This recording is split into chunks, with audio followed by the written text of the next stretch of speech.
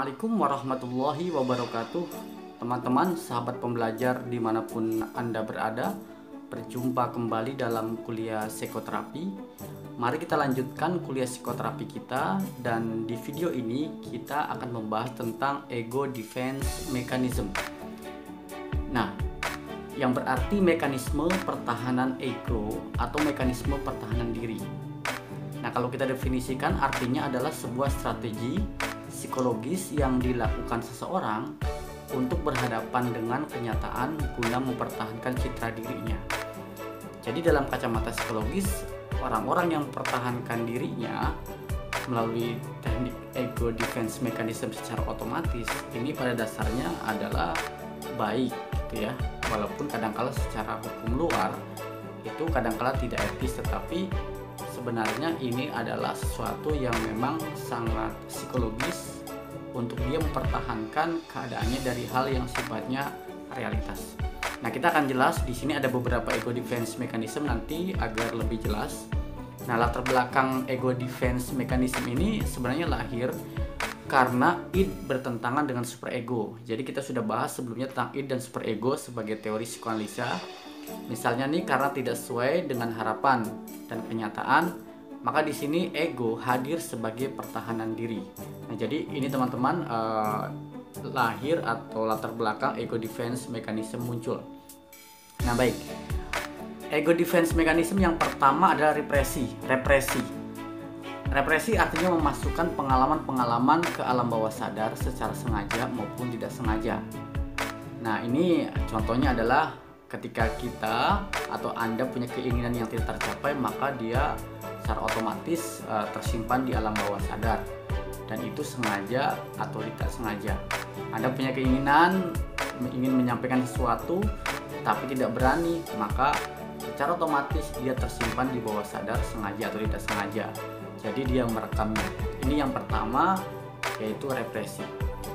Yang kedua adalah kita sebut denial ya. Denial ini artinya menyangkal fakta yang ada, memberi fakta yang baru.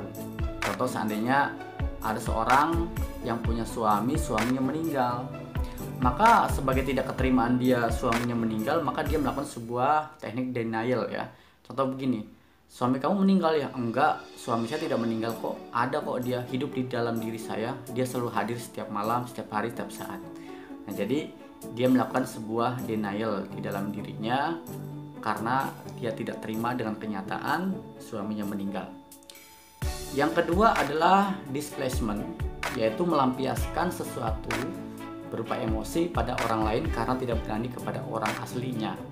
Sebab mungkin ya lebih tinggi derajatnya, lebih hebat, lebih perkasa dari dirinya.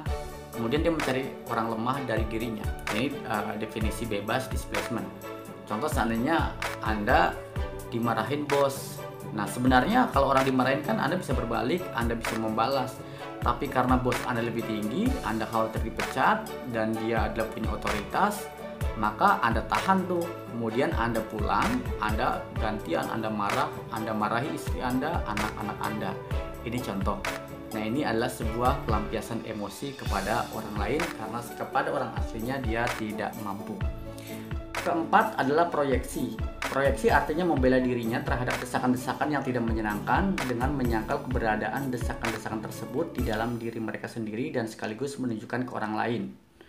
Nah, jadi contohnya mengatakan teman Anda lapar, butuh makanan, padahal dirinya sih yang lapar ya. Jadi contoh, teman saya lapar nih, padahal sebenarnya yang lapar adalah dirinya, agar nanti makan sama-sama. Atau seandainya dia mengatakan teman-teman saya itu tidak menerima keberadaan saya, kenyataannya sebenarnya menerima. Kenyataannya, faktanya bahwa dirinya itu tidak percaya diri dan tidak mampu untuk berkawan dengan orang lain. Ini contohnya proyeksi itu ya. Jadi dia menyembunyikan kelemahan dirinya dan menyalahkan orang lain. Atau kadangkala dia sering kasar kepada orang lain dengan alasan orang lain kasar pada dirinya. Ini juga adalah salah satu contoh proyeksi. Yang selanjutnya adalah fantasi. Fantasi adalah kemampuan pikiran dalam bentuk tanggapan atau bayangan-bayangan baru. Atau istilah lain, menurunkan ketegangan-ketegangan terhadap keinginan yang tidak tercapai.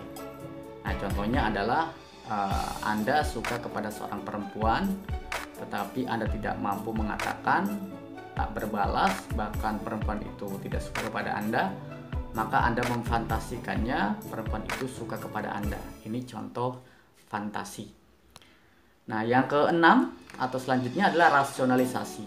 Jadi rasionalisasi adalah upaya untuk membuktikan bahwa pelakunya itu dapat diterima dan masuk akal. Nah, contohnya ada seseorang yang gagal di dalam sebuah pelajaran. Ini faktanya. Maka rasionalisasi dia adalah dia mengatakan, saya nggak suka dengan pelajaran itu, maka saya gagal. Padahal kenyataannya dia memang tidak mampu dan gagal, tapi dia membuat rasionalisasi bahwa dia tidak menyukai pelajarannya, dia tidak menyukai gurunya, atau saya tidak fokus pada pelajaran itu, maka saya gagal. Nah, seperti itu. Atau contoh lain, ketika Anda ditolak oleh perempuan, kenyataannya faktanya itu ditolak perempuan, maka Anda membuat rasionalisasi karena saya nggak suka sama dia, begitu. Jadi dia membuat sebuah rasionalisasi terhadap kenyataan. Yang selanjutnya, yang ketujuh adalah regresi. Jadi regresi adalah kembali ke masa perkembangan sebelumnya untuk memenuhi kebutuhan psikologisnya. Contohnya sangat sederhana, ketika Anda lihat ada orang dewasa, dia bermain-main seperti anak kecil. Nah, ini sebenarnya dia melakukan sebuah regresi, kembali kepada masa awal perkembangan masa lalu. Atau ada kalanya saya pernah menemukan seorang anak remaja ngemut jempol ya ketika akan tidur. Nah, sebenarnya dia regresi ketika masa balita sering ngemut jempol ya, ngemut jempolnya gitu. Atau mungkin kita bisa melihat ada orang tua yang sudah katakanlah manula dengan pasangan suami istri yang sudah sama-sama tua, dia bermesraan, jadi seolah-olah seperti ABG. Maka sebenarnya dia melakukan sebuah regresi, mengingat kembali kepada masa lalu ketika dia masa mudanya.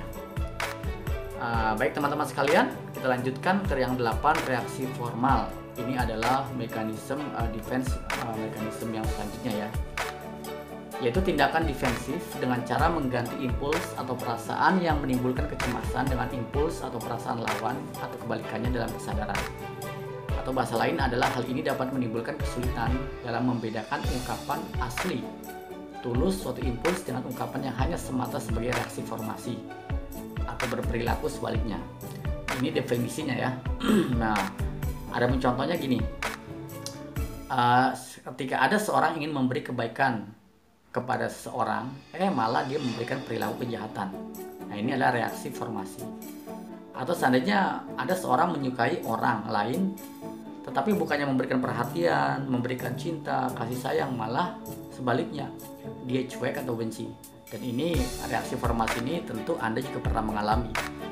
Jadi sebenarnya Anda cinta sayang dan Anda beri perhatian, malah sebaliknya Anda cuek benci. Nah, ini adalah sebuah ego defense mechanism yang berupa atau bernama reaksi formasi. Yang ke-8 adalah, maksud saya yang ke-9, sublimasi, yaitu kehendak atau pikiran yang sadar namun tidak bisa diterima masyarakat luas dan disalurkan menjadi aktivitas bernilai sosial. Nah, contohnya sublimasi ini orang-orang yang mengubah dorongan-dorongannya dan mengalihkan kepada kegiatan sosial. Sangat mudah kita contohkan adalah ketika Anda belum menikah dan ada dorongan-dorongan seksual, maka Anda alihkan kepada olahraga, alihkan kepada seni, atau mungkin ketika Anda senang melukis, malah Anda melukis orang yang Anda cintai tersebut. Atau mungkin Anda pelariannya dengan cara membuat puisi cinta dan lain-lain. Atau contoh lain, misalnya kemarahan atau kesedihan dialihkan menjadi puisi, tulisan, atau musik. Ini juga bisa. Kita banyak di sekeliling kita, ketika orang mendapat satu kesedihan, maka dia membuat satu puisi atau tulisan, atau bahkan dia menyanyikan atau membuat sebuah karya lagu, atau dia memainkan musik. Ini sebagai proses sublimasi. Yang ke-10 adalah supresi.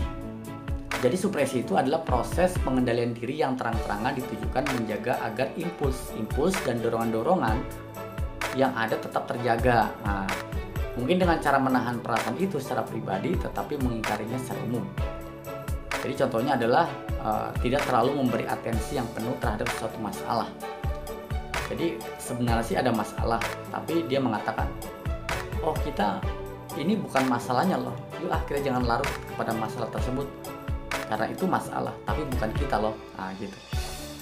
Masalah adalah problem, tetapi bukan fokus hidup kita pada masalah atau problem itu. Itu adalah teknik supresi yang memang kita bisa lakukan ketika ada seorang klien yang memang mengalami ini. Dia fokus kepada masalah, kita bisa mengatakan bahwa kita nggak usah perhatian atau perhatikan problem itu, yuk kita fokus kepada yang lain, nggak usah larut kepada problem itu. Ini contoh supresi. Yang ke-11 adalah altruisme.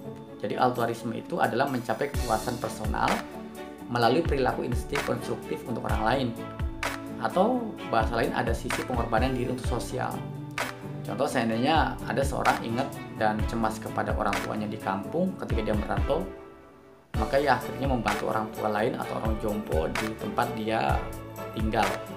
Maka ini adalah sebuah pertahanan diri yang muncul secara otomatis ketika dia ingat kepada orang tuanya agar dia merasa nyaman. Nah baik teman-teman sekalian, sahabat pembelajar, mungkin ini yang bisa saya sampaikan dalam kuliah psikoterapi pada tema ego defense mechanism. Ada 11 yang bisa saya